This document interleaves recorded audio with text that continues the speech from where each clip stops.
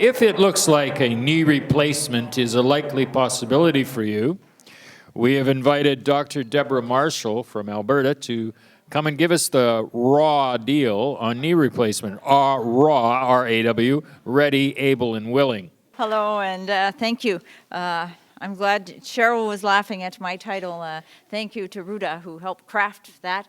I was trained at McMaster University, and one of our little games was always to try to figure out an intriguing little title for your papers, so I think that makes it fun. So first of all, thank you for APAB for inviting me. It's a pleasure to be here this morning. It's great to see a full house. I think we should be selling tickets since I'm a health economist. You know, there's demand out there. We should be selling tickets. And of course, I want to thank my colleagues and research team for the work they've been doing for the last 20 years in this area, and much of which I'm going to be talking about today. So the raw deal on knee replacements: are you ready, able, and willing? So what is the problem we're talking about? Well, there are about 50,000 primary knee replacements performed in Canada each year. It's a lot, and it's growing. And over 90% of these are for knee osteoarthritis, so that's a big problem. In rough numbers, we're running into prevalence of about 1 in 8 Canadians who have osteoarthritis. So there are a lot of you out there. You're not alone. For better or worse, you're not alone. You've got a lot of company. Knee replacement as a surgical procedure, it's been mentioned earlier today, and you probably know, is actually a highly effective procedure, but it's only for end-stage disease, right? You don't want to have surgery unless you really need it. So it's highly effective. It decreases pain, it increases function, usually high satisfaction. But one of the things that maybe is less well known is that between 15 and 30% don't experience a good outcome. And we're going to talk about what that means, but I'm just going to use that generally right now. So knee replacements at the same time are increasing, and especially in groups that are over less than 60 years old. So in other words, it's getting younger and younger that people are getting knee replacements. And this is partly due to injuries and long-term then osteoarthritis development and obesity. So we're seeing the amount of pain and disability pre-surgery decreasing and trending towards lower severity. So there's a shift in the perception about joint replacement surgery as managing a disability and being an end-stage, thing that you have to do to reduce your pain, to a proactive, almost prophylactic or preventive kind of activity. And this is concerning, potentially. And why is it potentially concerning? Because up to 1/3 of knee replacements are inappropriate. So you may have caught last fall, in November 2014, you may follow Dr. Brian Goldman. This was on the home stretch, the CBC program home stretch, and he's the black coat, white coat guy. No, I got that wrong. White coat, black art, thank you. Physician, he has a regular program, and it's a great program to follow. But he was talking about a study that was done in the US, and they basically found, using specific criteria, that about 1/3 of knee replacements are inappropriate. And the criteria they were using a data set from the Osteoarthritis Initiative, which is a US data set that's now being used for a lot of research. And they looked at pain and function, X-ray, age, and joint impairment.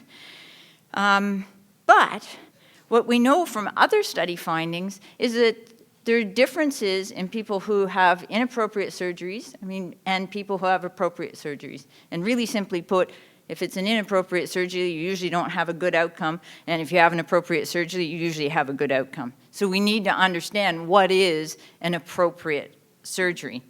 So it's not easy to define that. Okay, it is complicated. It's a complicated construct. Very simply put, the RAND Corporation, which is a U.S. Research organization, are we fine? Is Judy here? Okay. If expected net health benefits actually exceed the negative consequences by a sufficiently wide margin. So that sounds really good on the surface, but how do you operationalize that? Like, how do you actually put that into practice?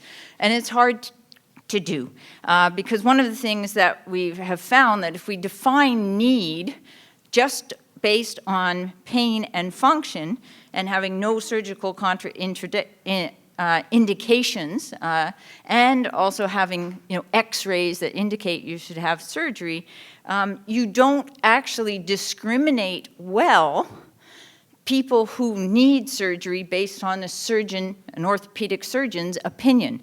So there's a difference. There's something else besides pain and disability that actually dictate if you should have surgery and if it's appropriate.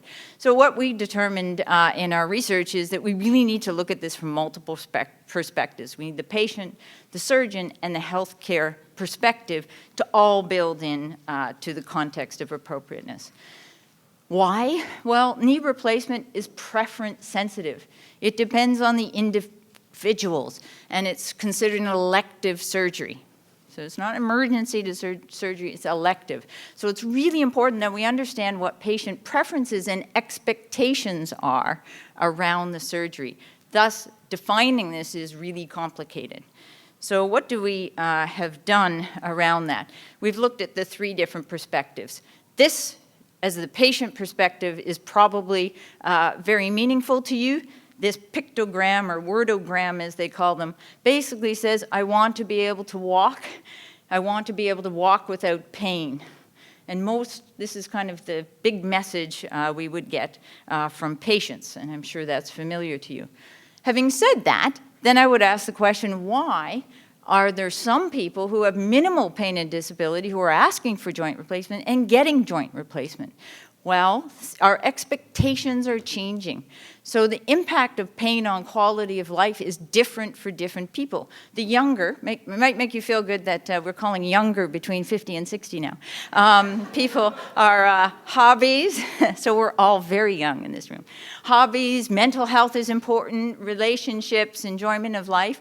That's sort of the expectation for younger people. For older people over 70, they're saying, I want to be able to do basic activities of daily living. I want to be able to bathe and dress and do housework. But those are very different expectations. So what's being shown in the literature now is this growth in the demand for joint replacement is likely due to 2 main things.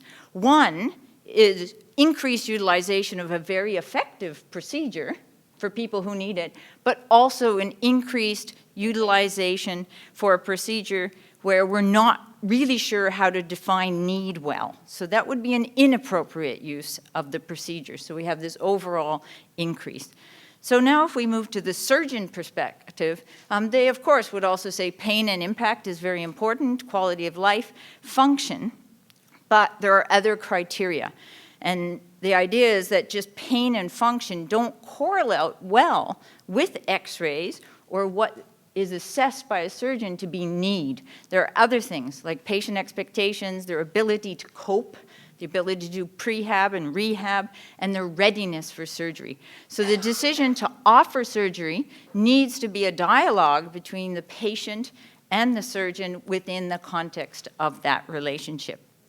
We do see variability, as I told you before, of between 15 and 30% of patients who don't get an improvement in pain or function after surgery. That's quite a lot.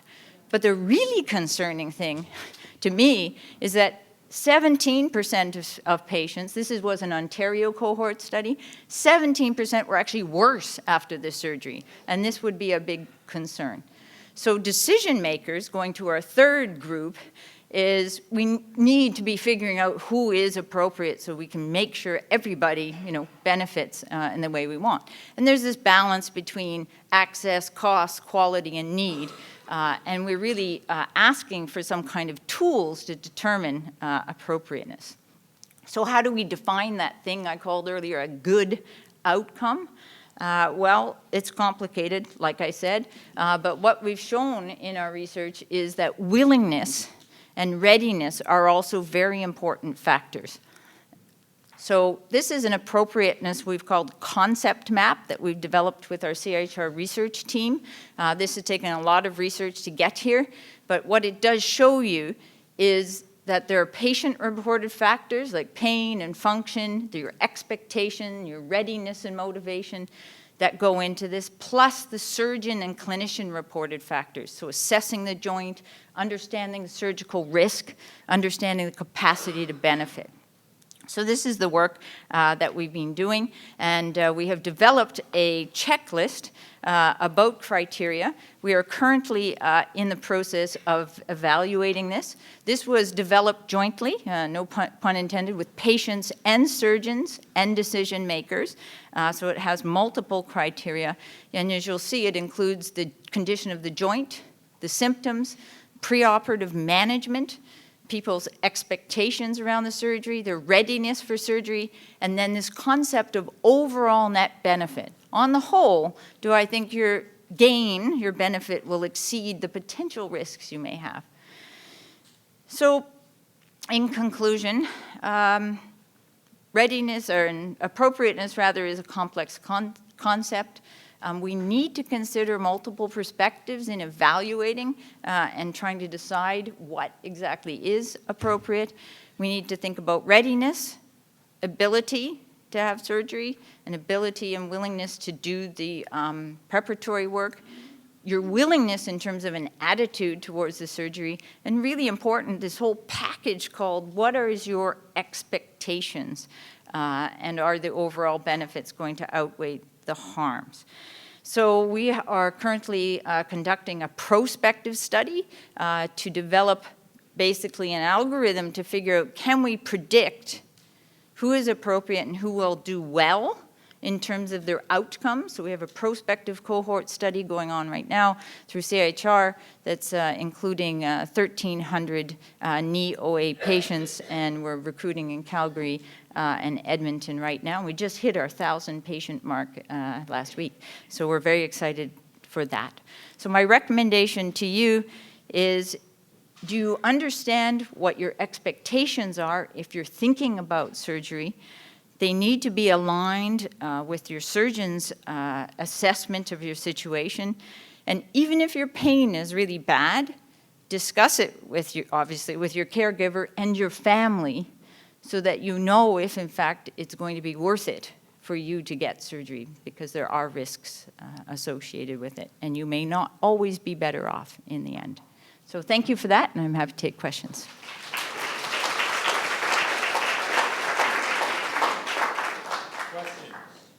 Questions for Dr. Marshall? Will new 3D technology that's being used to develop the parts maybe improve the results of surgery? Goodness, that's an interesting question. I'm not sure that I have the expertise to answer that, because I don't know too much about 3D parts in terms of functionality. I would say new technology is also always welcome. We know from the evolution of prostheses that the materials that go into these prostheses are a lot better than they were 20 years ago. I mean, our prostheses lifetime is really increasing, and the products are much better. So I can only assume that the people who are working on developing those kind of 3D technologies will appropriately test them, and they probably will be better. Otherwise, I don't think they'll be able to capture the market. But the challenge with any of these things is that you have to do long-term studies to find out. So we probably won't really know the answer to that question for another 20 years.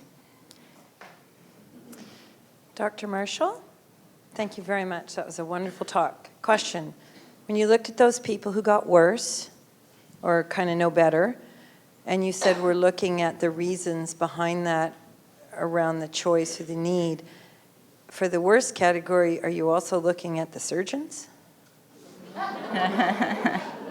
Sorry, Dr. Gradanis, no slight intended on the profession, but I think you need to look everywhere for suspects, right?